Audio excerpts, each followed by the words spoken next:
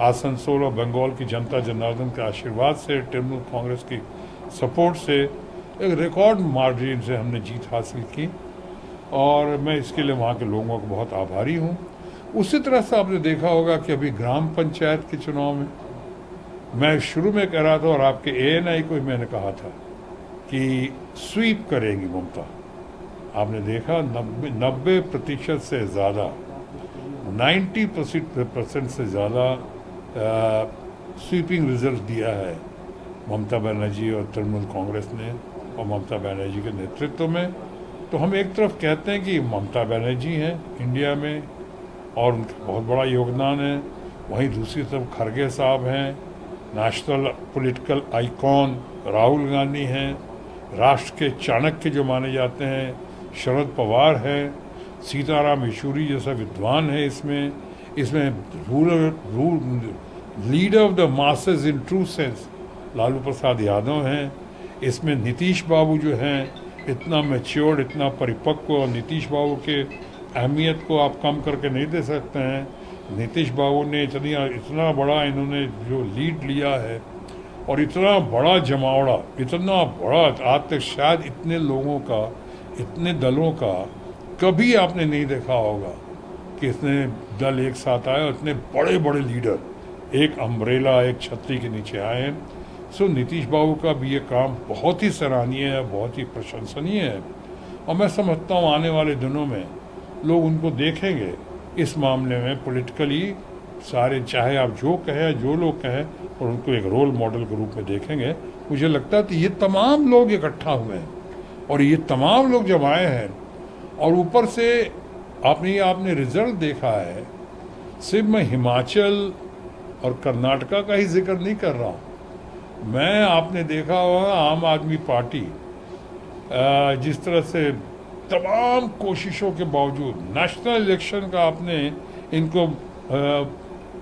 आपने national election का status दिया दिल्ली के म्यूनसिपल इलेक्शन को, लेकिन वहाँ भी चारों खाने चित हो गए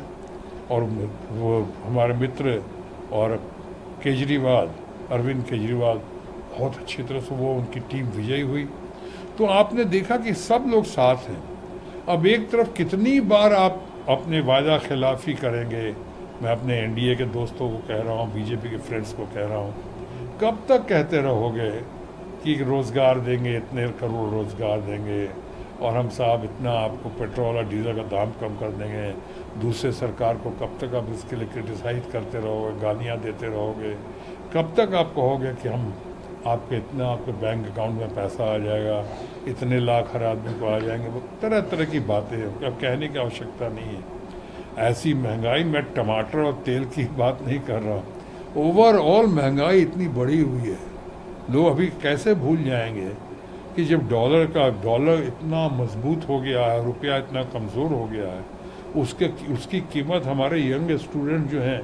विदेश जा रहे हैं, पढ़ने जा रहे हैं, जो उन पे क्या गुजरती होगी, उनके परिवार पे, उनके लोगों पे। तो ये बहुत सारी बातें हैं और पॉलिटिकली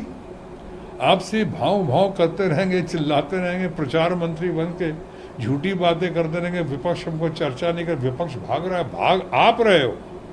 उल्टा चोर कोतवाल को डांटे और आप दोषारोपण कर रहे हो विपक्ष के ऊपर। ऐसे नहीं चलेगा, कब तक चलेगा? अब घड़ी आ गई है, अब देखिए आगे आगे होता है क्या। और ये विपक्ष जो है,